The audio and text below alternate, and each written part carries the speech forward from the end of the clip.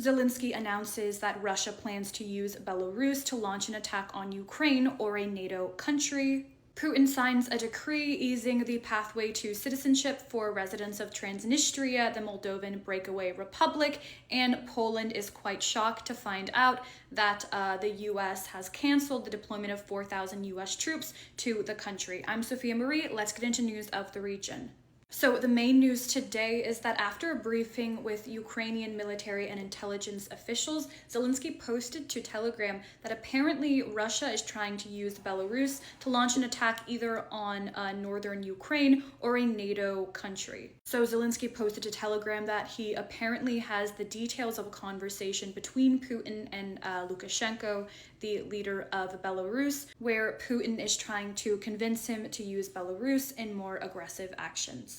He posted a telegram, quote, "We continue to document Russia's attempt to draw Belarus deeper into the war against Ukraine." He continued, quote, "Russia is considering plans for operations to the south and north of Belarusian territory, either against the Chernihiv-Kyiv direction in Ukraine or against one of the NATO countries directly from the territory of Belarus."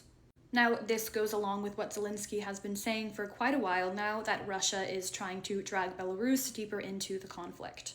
Now, interestingly, with the Trump administration, we've seen a betterment kind of in US-Belarusian relations. So Belarus released prisoners in exchange for an ease of sanctions from the US on Belarusian products. So it at least seems like Belarus has at least publicly tried to seem more palatable to the West.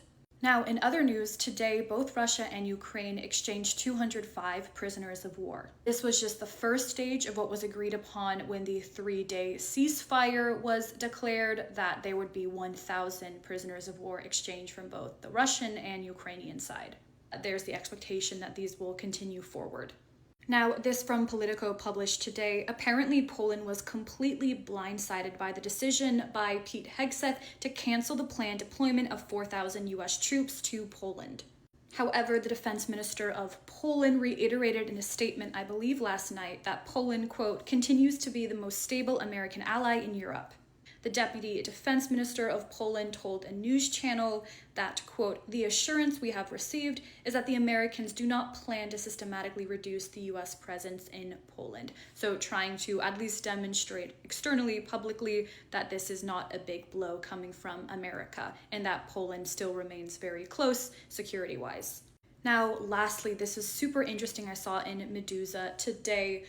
Today, Putin signed a decree easing the pathway to citizenship for residents of Transnistria, which is the breakaway republic within the internationally recognized borders of Moldova. So as a result of this, residents of Transnistria do not have to meet the requirements laid out for most people to get Russian citizenship, which is living in Russia for at least 5 years, proficiency in the Russian language, and knowledge of like Russian history and politics and culture. So they do not have to meet this requirement. Just a little background, Transnistria is home to 1,500 Russian peacekeepers. Transnistria isn't recognized by any UN member states. However, it is recognized by the partially recognized Abkhazia and South Ossetia territories, and passportization is something that Russia has used frequently for its foreign policy goals. So reports talk about the fact that in May of 2025 last year,